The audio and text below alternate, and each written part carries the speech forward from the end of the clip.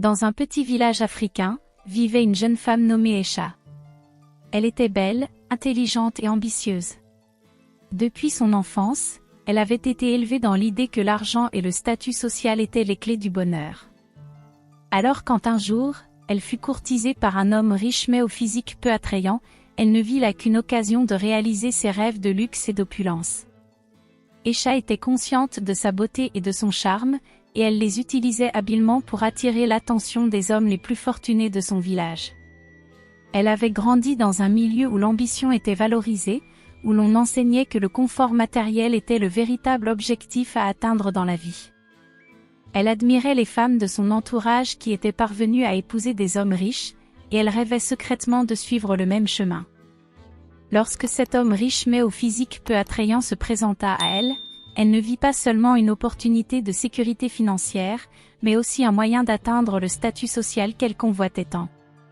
Elle savait que sa beauté pouvait compenser l'aspect physique de son prétendant, et elle était prête à mettre de côté ses propres désirs et sentiments pour obtenir ce qu'elle voulait vraiment, la richesse et le pouvoir. Ainsi, elle accepta sa proposition sans hésitation, convaincue que cette union lui ouvrirait les portes d'un monde fait de luxe, de confort et d'opulence. Cet homme, nommé Tayou, était en effet d'une grande richesse, mais sa laideur était telle qu'elle aurait pu faire fuir les oiseaux du ciel. Sa richesse évidente n'avait rien pu faire pour lui. Ses traits étaient grossiers, son allure négligée et sa présence dégageaient une aura peu attirante. Pourtant, il possédait une fortune considérable, héritée de ses ancêtres, qui était la principale source d'attraction pour Aïcha. La jeune femme, aveuglée par ses propres ambitions et désirs de luxe, choisit de fermer les yeux sur l'aspect physique peu engageant de Tayou. Elle croyait naïvement que la richesse pouvait tout compenser, y compris la laideur apparente de son futur époux. Convaincue que sa propre beauté pouvait éclipser celle de Tayou, elle se persuadait qu'une fois mariée, elle pourrait accéder à un niveau de vie bien au-delà de ce qu'elle avait jamais imaginé. Aïcha se confortait dans l'idée que les avantages financiers de cette union l'emporteraient largement sur les inconvénients liés à l'apparence de Tayou. Elle était prête à sacrifier son bonheur personnel et son épanouissement émotionnel pour réaliser son rêve de richesse et de luxe. Le mariage somptueux fut célébré dans le faste et l'opulence, et pour un court instant, Aïcha se laissa emporter par les illusions de grandeur qu'elle avait imaginées.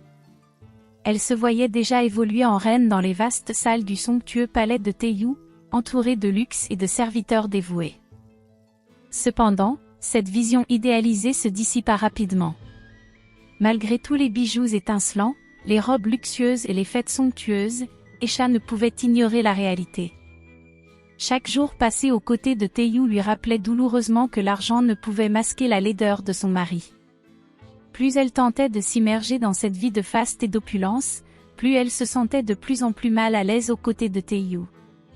Son apparence physique repoussante devenait de plus en plus difficile à ignorer, et chaque fois qu'elle le regardait, elle ressentait un profond malaise. Aïcha commençait à réaliser que l'argent et le statut social ne pouvaient pas compenser le manque de connexion émotionnelle et d'attraction physique dans leur relation. Dans les cercles sociaux auxquels ils étaient conviés, Aïcha ne pouvait échapper aux regards désapprobateurs et aux chuchotements médisants de ses amis et connaissances. Elle ne comprenait pas comment une femme aussi belle et intelligente que Aïcha avait pu épouser un homme dont l'apparence était si peu flatteuse. Les conversations voilées, les regards dédaigneux et les sourires en coin étaient autant de blessures invisibles qui transperçaient le cœur d'Aïcha à chaque événement mondain. Elle sentait sur elle le poids du jugement social, la sensation oppressante que sa décision avait été une erreur monumentale, un échec cuisant aux yeux de ceux qui la connaissaient. Malgré ses efforts pour paraître confiante et assurée en public, Aïcha se sentait de plus en plus isolée et honteuse. Elle se demandait si le prix du luxe et de la richesse valait vraiment la peine de supporter le mépris et la ridicule de ses pairs. Les amis qui l'avaient enviée pour son mariage avec un homme riche se retournaient maintenant contre elle, murmurant des commentaires acerbes et jetant des regards empreints de pitié. Aïcha se sentait de plus en plus seule, réalisant que l'argent ne pouvait pas acheter le respect, l'admiration ou le bonheur véritable. Aïcha, désespérée de sauver les apparences et de retrouver un semblant de respectabilité dans les cercles sociaux, tentait désespérément de convaincre Tayou de subir des interventions esthétiques pour améliorer son apparence.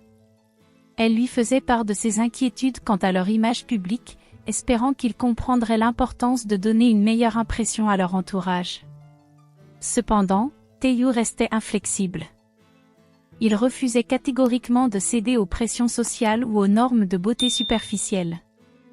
Il était fier de sa laideur, affirmant que c'était ce qui avait toujours fait partie de lui et qu'il n'avait pas l'intention de changer pour plaire à qui que ce soit. Pour Taeyu, la beauté résidait dans la vérité de l'âme et la force de caractère, des qualités qu'il estimait bien plus précieuses que les apparences physiques. Il refusait de se conformer aux attentes superficielles de la société, préférant rester fidèle à lui-même, même si cela signifiait être jugé et critiqué par les autres. Face à cette résistance obstinée, Aisha se retrouvait dans une impasse, confrontée à la dure réalité que son mari ne changerait pas pour répondre à ses désirs de paraître. Cette réalisation la plongeait encore plus dans le désespoir, l'éloignant davantage de son rêve d'une vie de luxe et d'opulence.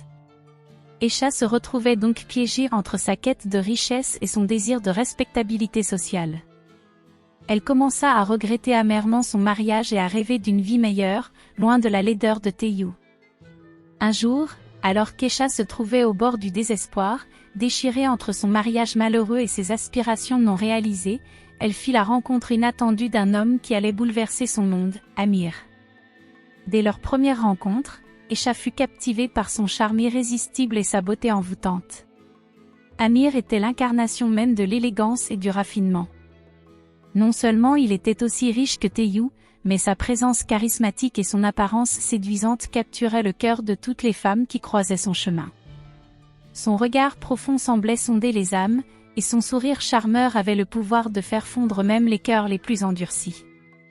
Pour Aisha, Amir représentait tout ce qu'elle avait toujours désiré, la richesse, la beauté et le pouvoir. En sa présence, elle se sentait vivante, désirée et admirée, des sentiments qu'elle avait rarement éprouvés aux côtés de Taeyu.